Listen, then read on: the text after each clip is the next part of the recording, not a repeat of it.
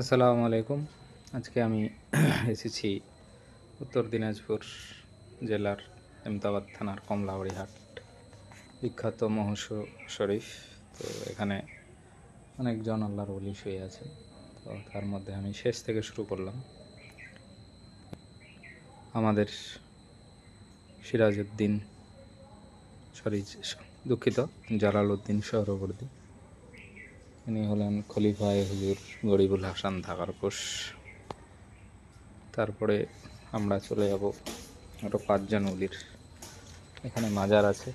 এখানে হুজুর সুফিয়ে মোল্লা প্রত্যেকবার উরুষে আসেন এবং মোড়াগাবা করে সব নাম বের করেছেন। তো তার মধ্যে উনি বলেছেন যে এখানে এখন 4:45 প্রতি কদমে কদমে ওলি আছে। এই জায়গায় গরিবুল হাসান ধাকারপোশের বাবাও কোথাও হুসামুদ্দিন হুজুর শুয়ে আছেন এবং এখানে শুয়ে আছেন এই যে 5টা ওলির দরগা। তো এখানে শুয়ে আছেন হুজুর তাকিউদ্দিন আরবি, বড় মাপের আল্লাহর ওলি। তারপরে ওনার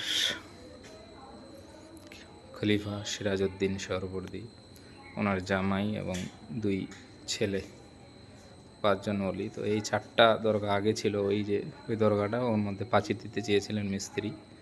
তো মিস্ত্রিকে স্বপ্ন দেখানো হয় যে আমি এখানে শুইতে আছি, পাঁচিলটা আমার করে দেওয়া হোক।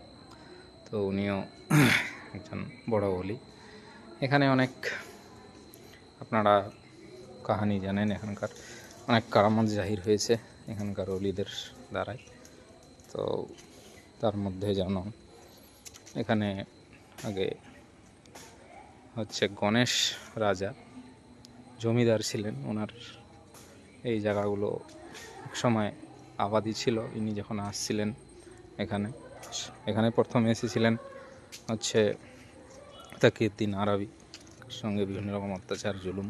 তারপর গণেশ রাজার সাথে এই এলাকার, এটা হলো এখন যে আছে আবুল, তার দাদা, সে বাইরে ছিলেন ইনি।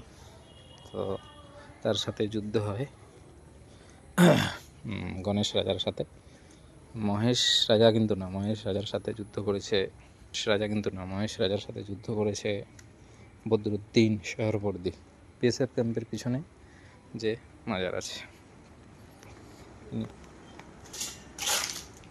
এই মাজার শেখ মখদুম গরিবুল হাসান ধাকারপোশ, বহুত জালালি, মনি মাকদুম এবং আবদাল